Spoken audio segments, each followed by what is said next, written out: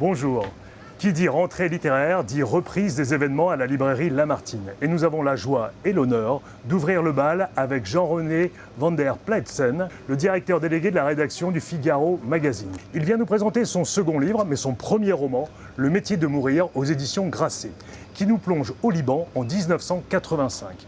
Et nous allons suivre les aventures et le destin de deux hommes que rien ne semblait réunir, si ce n'est la guerre, à un checkpoint au sud du pays. Alors ce n'est pas un grand livre de guerre, c'est un grand livre sur la guerre, sur les hommes, sur le poids de l'histoire.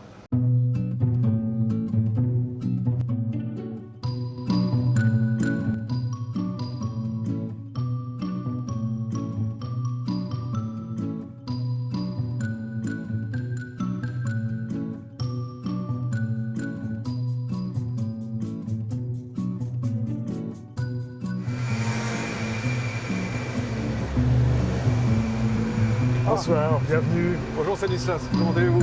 Ça va très bien. Bon, allons-y. Allons-y. Merci. Bonsoir. Merci d'être venu à la librairie pour cette rencontre à l'occasion de l'apparition de votre second livre. Nous allons parler ensemble après, en public, effectivement, des tenants et des aboutissants du métier de mourir. La question que je voulais vous poser là, le contexte est extrêmement particulier.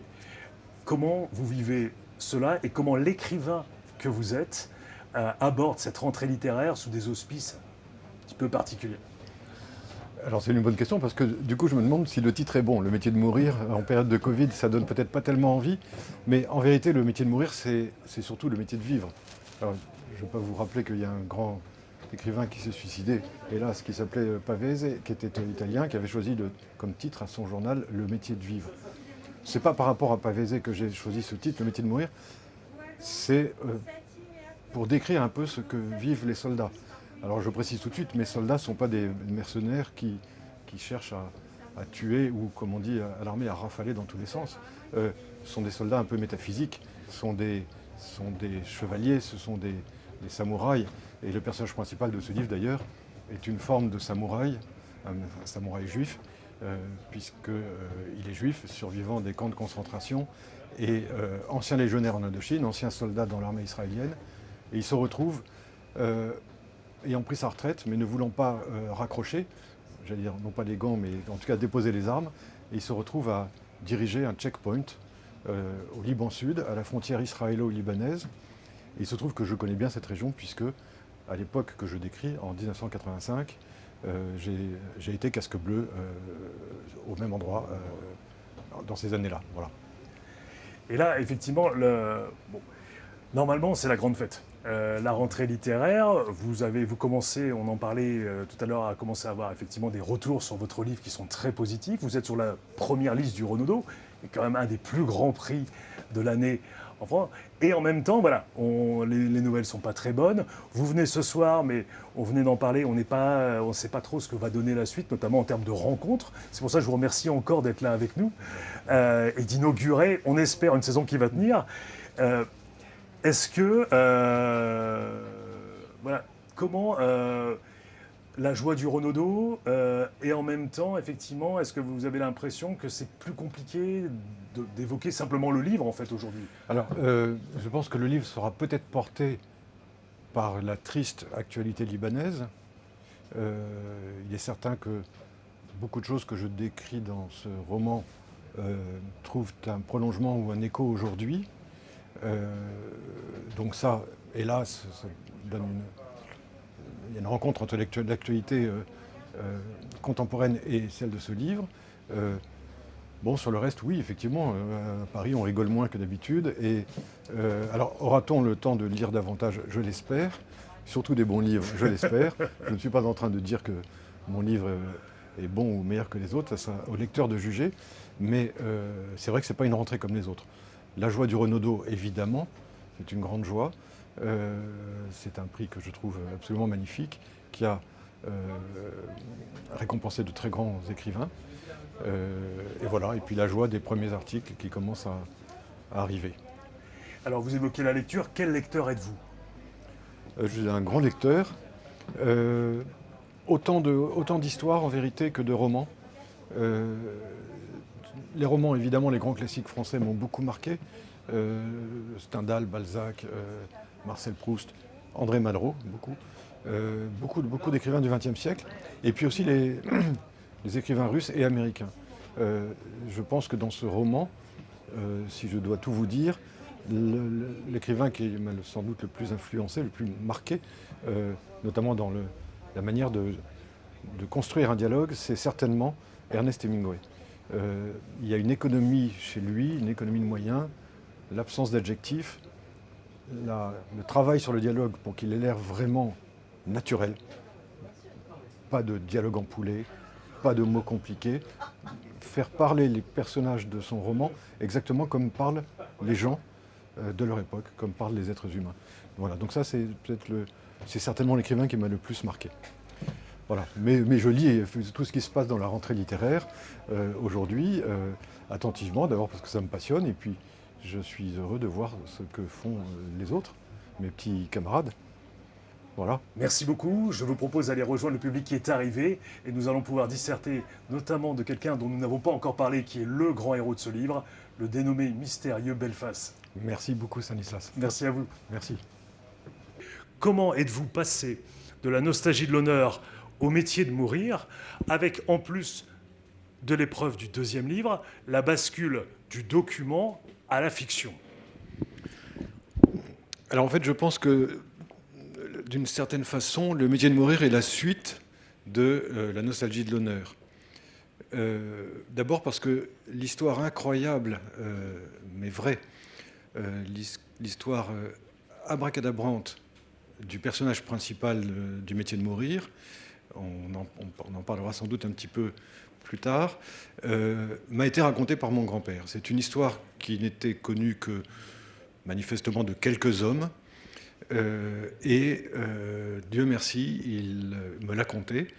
Je pense qu'elle avait dû profondément le marquer pour qu'il se souvienne encore de cet homme qui était simple soldat, mais dont l'itinéraire a été tout à fait insensé. Et donc voilà, et je me suis dit que j'allais poursuivre, me servant des souvenirs de mon grand-père sur cet homme, et que j'allais inventer la suite de sa vie. Donc tout ce qui se passe jusqu'à la fin de la guerre d'Indochine, dans ce roman, est vrai. À cela s'ajoutait mon expérience au Liban, puisque je fus casque bleu en 1985, et l'action de ce roman se situe au Liban Sud en 1985, au moment où l'armée israélienne se retire du Liban. Et voilà. Et donc, j'ai imaginé que cet homme, dont m'avait parlé mon grand-père, après avoir combattu dans la Légion étrangère en Indochine, la Légion étrangère française, retourne, puisqu'il est juif, retourne dans son pays, Israël, et avec toute la maîtrise du combat qu'il avait acquis chez les légionnaires, entre dans Tsahal, donc dans l'armée israélienne. Et à la retraite, parce qu'il ne veut pas déposer les armes, il s'engage dans l'armée du Liban Sud, qui est donc, comme je vous le disais, une milice chrétienne maronite. Et voilà. Et donc le point de départ de ce roman, c'est ça. Arrive un jeune homme, un jeune Français, 22 ans, l'âge que j'avais quand je suis parti au Liban. Donc évidemment, il y a beaucoup de moi dans ce personnage, dans ce second personnage.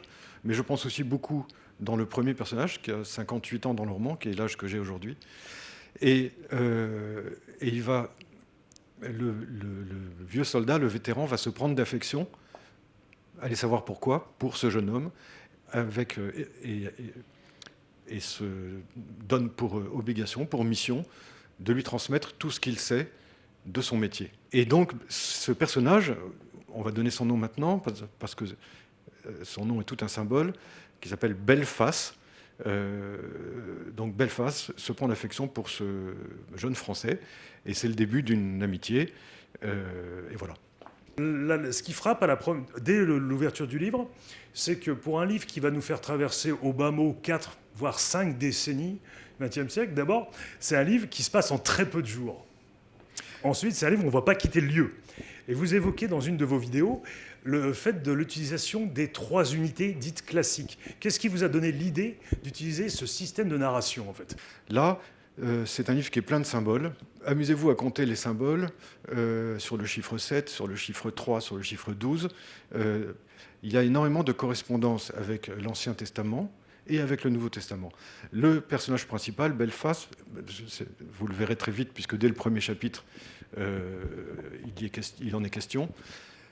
Une des conditions pour sa survie psychologique a été de se raccrocher à quelque chose. Belfast est un juif athée dont la famille a disparu dans le camp de Treblinka, camp d'extermination, en 1943. Et survivant par miracle, vous découvrirez quelle forme prend ce miracle, il lui faut se reconstruire. Toute sa famille a péri sous ses yeux. Et là encore, c'est une histoire vraie, ce que je vous dis. Et j'ai imaginé que une des façons de surmonter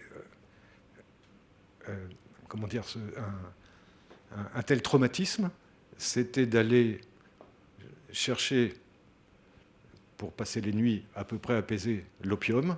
Ça tombe bien, Belfast a effectivement combattu en Indochine, vous découvrirez pourquoi. Donc il est beaucoup question de l'Indochine. Et je me suis demandé comment surmonter une telle souffrance psychologique. Et là, j'ai pensé à un vieux livre que je lis depuis toujours, qui est un des livres de sagesse de l'Ancien Testament, qui s'appelle l'Ecclésiaste. Donc Belfast connaît l'Ecclésiaste par cœur. Il a eu le temps d'apprendre ce livre de l'Ancien Testament. Sur cette terre où la présence de Dieu est presque perceptible physiquement, j'ai voulu montrer que les hommes continuaient à penser à Dieu, même quand ils l'avaient perdu, ce qui est le cas de Belfast. Et l'autre chose, c'est le chant. Pour qui a été soldat, le chant est quelque chose de très important. Ça permet de ne pas se sentir seul quand on chantonne, quand on monte une garde. Il est entre 2h et 3h du matin, les yeux commencent à se fermer, et bien là, il faut chantonner. C'est donc une manière de rester éveillé et de ne pas se sentir seul. Et puis, quand on part au combat, le chant fait se sentir appartenir à une communauté, et donc on est plus fort. Ce roman, il y a donc évidemment une réflexion sur la vengeance. Vous allez découvrir, c'est une histoire de vengeance à la manière du comte de Monte Cristo. Belfast poursuit un désir impitoyable de vengeance. Ce qu'il distingue d'ailleurs des catholiques, c'est que peut-être que les catholiques auraient pu pardonner, lui ne peut pas pardonner.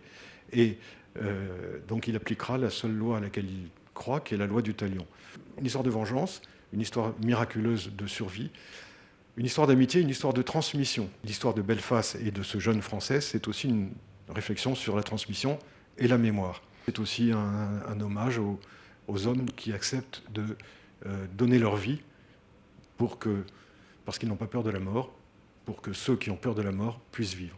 Et il y a beaucoup de balance dans le métier de mourir, c'est-à-dire qu'on part dans une chose et en fait très rapidement on se rend compte que c'est pas exactement ça, à commencer par les personnages centraux. On commence tout de suite, Belfast, il y a quelque chose, on sait que c'est lui, voilà, le roc sur lequel va se dresser le roman. Oui, mais il y a Favrier.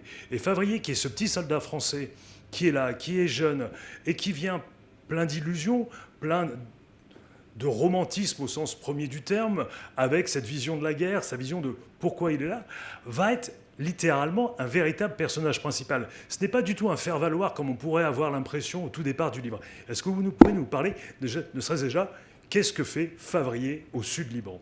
Donc alors, il y a également une idée politique que j'aborde de manière très très légère, j'espère la plus légère possible, parce qu'elle est discutable. Ce qui m'a frappé, c'est que les chrétiens du Liban et les juifs d'Israël étaient alliés. Et c'était au fond des alliés, j'ai beaucoup réfléchi à cette question, des alliés tout à fait naturels. Pour se défendre contre l'islamisme, parce que le Hezbollah était la première mutation de l'islam doux qu'on avait connu jusque-là, qui était doux et tranquille, soudain, avec cet intégrisme chiite, l'Occident est en danger. L'Occident est menacé, et parce que c'est un secret pour personne, tant Israël que le Liban sont encore pour Israël et étaient pour le Liban des points d'ancrage de l'Occident dans cette partie du monde. Peut-être qu'il faut défendre davantage le lien judéo-chrétien. Peut-être qu'on l'a laissé trop se déliter, ou on n'a pas conscience qu'il est fondamentale pour la défense de notre civilisation. Et c'est la raison pour laquelle Belfast, ce vieux soldat qui a tout vu, tout connu, tout souffert, enfin souffert les pires maux, les choses les plus atroces, toutes les personnes qu'il a aimées ont disparu autour de lui. Et c'est une des raisons pour lesquelles Belfast combat, c'est parce qu'il est persuadé que le sort de l'Occident se joue à la frontière israélo-libanaise en 85. Aujourd'hui, l'actualité montre que ce point de vue était juste. Le livre est d'ailleurs un magnifique hommage au Liban. On évoque la guerre est partout dans le livre, c'est une sorte de soldat. Mais effectivement, ce n'est pas ce que je pourrais qualifier de un livre de guerre. C'est un livre sur la guerre. En fait, il y a une grosse distinction. Oui, c'est un livre beaucoup plus métaphysique et religieux qu'un livre de guerre. Ce n'est pas vraiment un livre de guerre. Je pense que c'est un livre sur quel est le sens de la vie, comment discipliner, dompter une souffrance presque indicible. Donc je dirais que c'est plus le désert des Tartares revisité par la Bible, certainement. Ce thème de la religion est aussi ce que j'appelle la balance du livre, puisqu'elle est partout et en même temps, sur le point d'accroche, elle n'est nulle part, puisque Belfast est juif, mais il vient d'une famille non pratiquante, lui-même ne pratique pas. Favrier vient d'une famille qu'on n'a pas évoquée, mais qui est une famille dont la mère est très très pratiquante, très pieuse, mais lui-même est en retrait de cela. Et en même temps, la rencontre se fait au Liban, et comme vous dites, terre où Dieu est partout. D'ailleurs, toutes les manifestations de chacun, qu'il soit musulman, chrétien ou juif, sont ostentatoires, presque emphatiques. Je me souviens d'avoir vu des miliciens des forces libanaises, donc des maronites, qui avaient une kalachnikov dans la main droite et un chapelet dans la main gauche. Le livre démarre très bien et il est sur la première liste du prix Renaudot, qui a été annoncé hier, si je ne m'abuse, le prix que tout le monde connaît et qui, avec le Goncourt, le prix le plus important de l'année. Donc on va croiser les doigts pour la suite de l'aventure. Tu l'aurais évoqué sur la présence de la foi, la présence de la religion, la présence de l'honneur. Tu viens de dire éviter les bassesses. Et finalement, avec ce qui se passe quand ton héros est en serre-file avec un officier allemand, il ne pardonne pas. Peut-être parce que la souffrance fut trop difficile. Et peut-être c'est aussi la différence entre le catholicisme et le judaïsme. Il y a ce que demande Jésus-Christ, la chose la plus difficile au monde, de pardonner même à son ennemi. Voilà, tous les hommes ne pardonnent pas. Pour autant, ce n'est pas, à mon sens, une absence de noblesse de ne pas pardonner. Dans un magnifique article ce matin paru dans le Figaro littéraire, Emmanuel de Varesquiel écrit qu'il y a dans ce roman des scènes d'une telle intensité, j'ai retenu la phrase, qu'elles sont parfois insoutenables. Oui, il y a une ou deux scènes de barbarie absolue, mais elles étaient nécessaires pour décrire ce par quoi Belfast était passé et pourquoi il devait se reconstruire. Je n'ai pas lu votre livre, mais ça a l'air d'être un livre très, très... d'abord prenant, très riche dans tout. Est-ce que c'est un livre d'espérance ou pas ? Alors, on me dit que, curieusement, c'est plutôt... à la fin, c'est plutôt rassurant. Une femme écrivain, grand écrivain, dont je tairai par pudeur le nom, m'a dit ce qui m'a frappé et la raison pour laquelle j'ai aimé ce livre, m'a-t-elle dit, c'est, je cite, la sérénité implacable de ce Belfast. Et je pense que là, le recours perpétuel à l'ecclésiaste de la part de ce personnage donne... Je ne suis pas l'auteur de l'Ecclésiaste, je n'ai fait que reprendre des phrases lourdes de sens et de pensée, et donc ça donne une forme d'apaisement intérieur. Et à la fin, je pense qu'on est plutôt triste de ce qui peut arriver à ces hommes, et en même temps revigoré de savoir que ça existe et que des hommes comme aussi noble que ça puisse exister. Tu n'as pas dit, mais tu fais une petite apparition, enfin on devine que c'est toi, un moment dans un bâtiment de la Finule, dans un véhicule de la Finule. Tu peux expliquer pourquoi tu as souhaité apparaître dans ton livre? C'était pour faire rigolo. C'est-à-dire que Alfred Hitchcock passait dans chacun de ses films. Bon, ça c'est pour le côté fun et rigolo. Mais Jean d'Ormesson s'amusait à passer de temps en temps dans ses livres aussi, même dans les romans. Et Borges s'amusait également à ça. Donc c'est un petit amusement littéraire qui me permettait de... C'était juste pour rire et pour voir si les gens le verraient. Effectivement, beaucoup de gens le remarquent. Mais je trouve que c'est pour dédramatiser, c'est un peu pour rire. Écoutez, c'est un livre qui m'a permis d'apprendre beaucoup de choses sur le Liban, puisque je ne connaissais pas bien l'histoire du Liban, et en particulier cette année 1985, où il se passe beaucoup de choses au Liban. Donc c'est un livre qui à la fois permet de comprendre des choses dont on a entendu parler beaucoup, et qui ne sont pas faciles à résumer. Donc c'est ça porte beaucoup de lucidité de ce point de vue-là, et ça se place dans le contexte d'une fiction qui est assez grave, qui est très belle, qui parle de beaucoup de choses, qui aborde énormément de sujets. Donc c'est un livre d'une très très grande richesse, à la fois historique, mais aussi personnelle, spirituelle, humaine, à travers la description de ce que vivent des hommes dans ce Liban meurtri, et qui vraiment éclaire sur de multiples manières beaucoup de choses. C'est un livre qui m'a beaucoup plu en tant que femme, et c'est paradoxal parce que c'est un livre qui parle de la guerre, sur des terrains de guerre. Et en fait, il est très bouleversant. L'amour traverse ce livre de bout en bout, l'amitié, la solidarité, la beauté, la métaphysique. Et vraiment, c'est un livre que je recommande aux femmes. Parce que c'est vrai que c'est un univers auquel on a très rarement accès, et surtout de cette manière très fine, très délicate, très subtile et assez douloureuse quand même.